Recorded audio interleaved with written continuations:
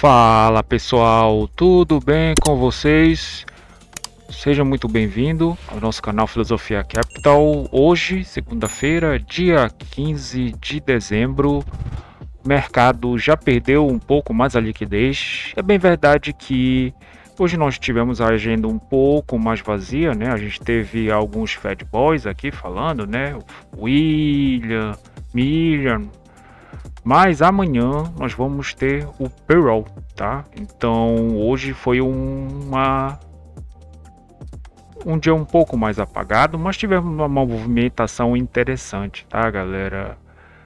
Porque a gente teve, olha só, deixa eu domingo, galera, domingo, né? A gente teve, olha só como as bolsas abriram, né? Domingo às 8 da noite abriu o mercado, tá? E olha só como as bolsas abriram numa alta. Elas estão performando numa leve queda agora, tá? Mas isso aqui deu um sentimento um pouco mais comprador para nossa bolsa hoje, tá? Setor de energia caindo, tá? Metais, o silver estava até um pouquinho mais positivo, tá? Tava um pouquinho mais positivo, mas veio descendo, né, devolvendo parte do lucro. O silver estava numa alta, mas também sentiu a abertura do mercado americano e de forma geral, né, nós tivemos nosso EWZ aqui 1,65, né, de alta na abertura do mercado americano e o BR Titãs 1,29 de alta, né, galera? Então, galera, bora aqui para nossa análise, tá, pessoal? Hoje nós tivemos trades bem interessantes, pessoal, bem interessante. Então, a gente viu, deixa eu colocar aqui também o nosso juros, né, galera? Então, o juros já amanheceu, né, às 9 horas, um gap de baixa, tá? Já estava aqui precificado 0,5%, 0,50, 0,60 e os vértices apontam um pouco mais média, né? A gente viu que até devolveu um pouco, ficou um pouquinho mais flat, só que na queda, tá? E a ponta longa, né, realmente caiu, né, galera? Como vocês aqui podem ver, tá, pessoal? Então, a gente viu juros arrefecendo, tá? Juros arrefecendo, né? Caindo, a nossa bolsa, ela tende a ficar positiva, né? E foi exatamente isso que aconteceu. O fato é que a gente teve duas operações bem interessantes aqui ao meu ver, tá? Duas operações um pouco mais inteligentes.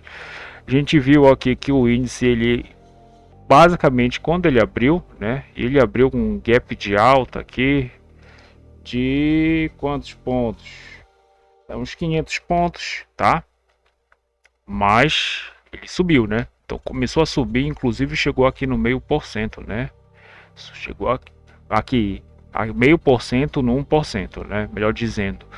Só que na abertura do mercado americano, galera, aí a gente viu uma operação que ela custa um pouco aparecer, mas quando aparece é muito assertiva, né?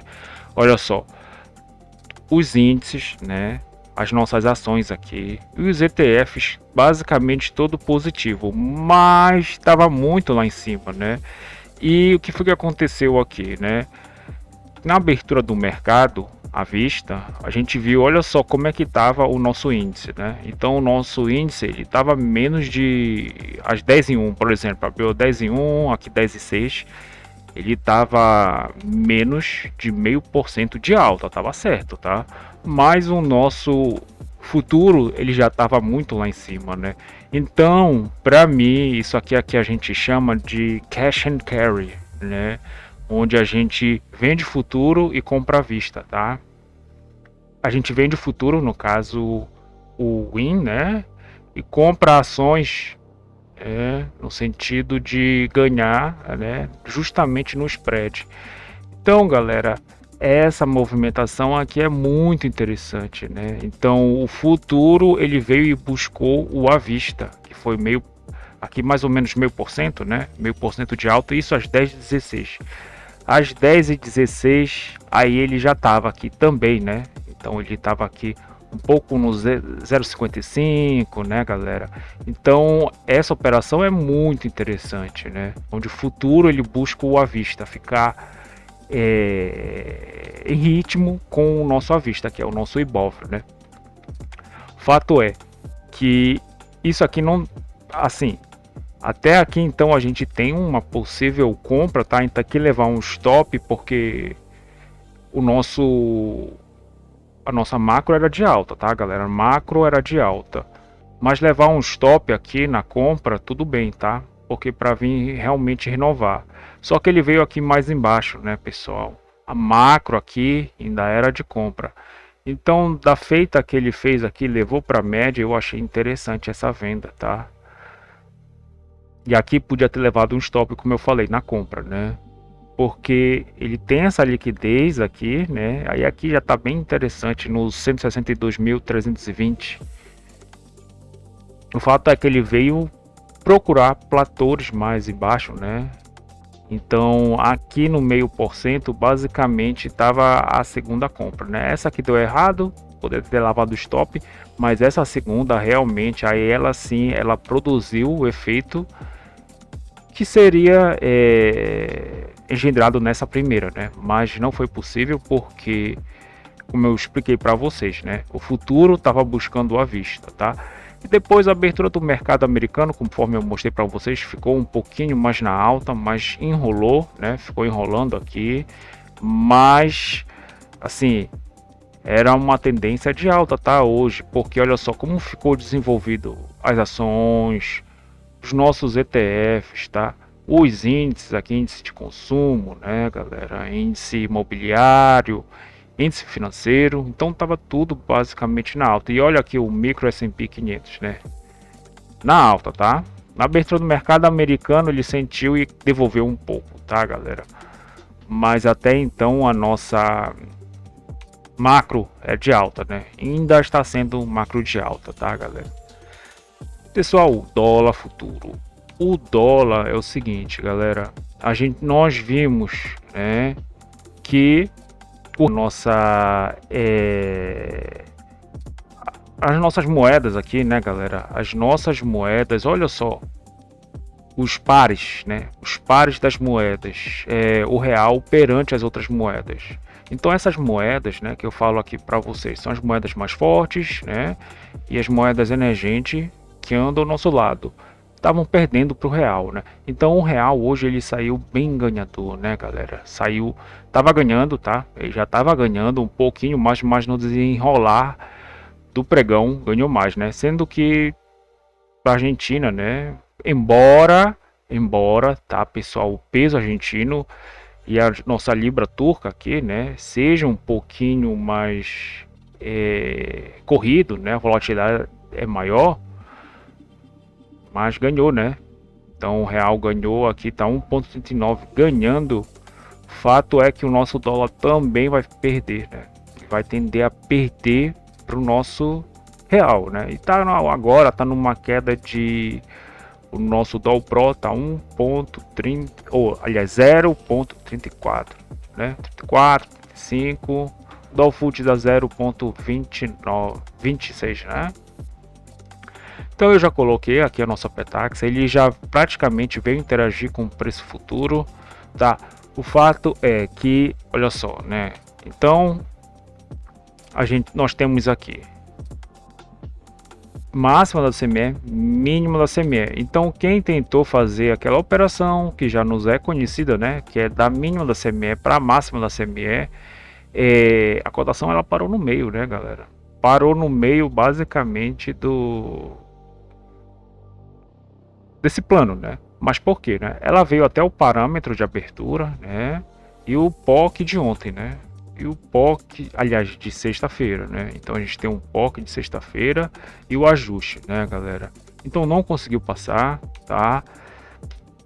Fez uma liquidez, ela criou essa liquidez aqui, né? A gente tem uma liquidez um pouco mais forte e fez o segundo e buscou de novo, né, a nossa mínima da CME, tá? Inclusive a taxa máxima de câmbio, né, galera? Aqui já estava basicamente 0,5% de queda, né?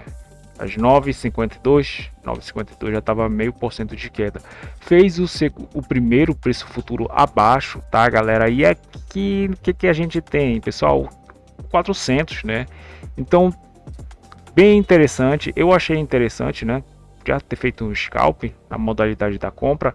Depois que ele fez esse preço futuro, aqui embaixo a gente tem uma possível confirmação da tendência de queda, né? Da tendência de baixa. Mas que foi um pouco mais embargada porque colocaram o preço, o segundo preço futuro acima, né, galera? Então, o que a gente entende aqui, né? O nosso dólar, que quando ele cria uma liquidez, tá?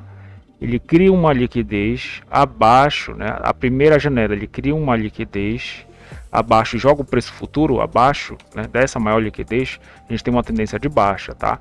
Mas é necessário a gente confirmação, né? Uma confirmação da segunda Petax futura. O que foi que ele fez? Os players defenderam em cima do preço futuro, né? E outra compra aqui, né? Então a gente tem uma compra. Até então, nessa liquidez, eu achei interessante vender aqui para o nosso preço futuro, tá? Então essa primeira compra, né, e pegar 10 pontos, porque ele veio aqui ao nosso 410, né? Então esse scalp aqui no 420, fazendo parcial no 405 e voltando aqui para 410, bem interessante. Esse esquema já nos é conhecido, tá? E ele voltou de novo o preço futuro, a venda aqui, né? Então dava para ter ganhado nas duas mãos. Depois que saiu a segunda Petax futura, que ela veio compradora porque ela veio acima uma da outra, né? Aí isso aqui meio que se desconfigurou. E eu não vi mais assim alguma movimentação um pouquinho mais interessante, tá? Para o nosso câmbio, né? Ele ficou meio que não fazendo nada, né? Ele até ficou aqui entre o ajuste, o POC de ontem, mas muito mais arriscado, né? Fazer uma operação aqui, tá, galera? A não ser essa aqui do preço futuro, né? Eu acho que estava um pouquinho mais arriscada, né, galera? Tipo, de comprar aqui e vir desafiar essa máxima. Ele fez isso aqui, mas não conseguiu passar, né? Pegar uma pontuação interessante, eu vejo que de 2 a 7 pontos, no máximo 10 pontos, tá? Mas a tendência, galera, era de baixa no câmbio. Então, eu prefiro assim, vender e buscar o preço futuro, né? Vender aqui e buscar o preço futuro, tá? Mas depois que ele faz essa segunda Petax aqui, né, que desconfigura a venda, né, seria mais interessante ou se ele fizesse uma Petax futura aqui embaixo, né, aí sim seria a confirmação da venda, mas ficou um pouquinho mais flat, né? O nosso câmbio ele ficou nesse range aqui do 400 ao 430, né, galera? E possivelmente vai fazer quase buscou, é bem verdade que ele interagiu com o preço futuro, né?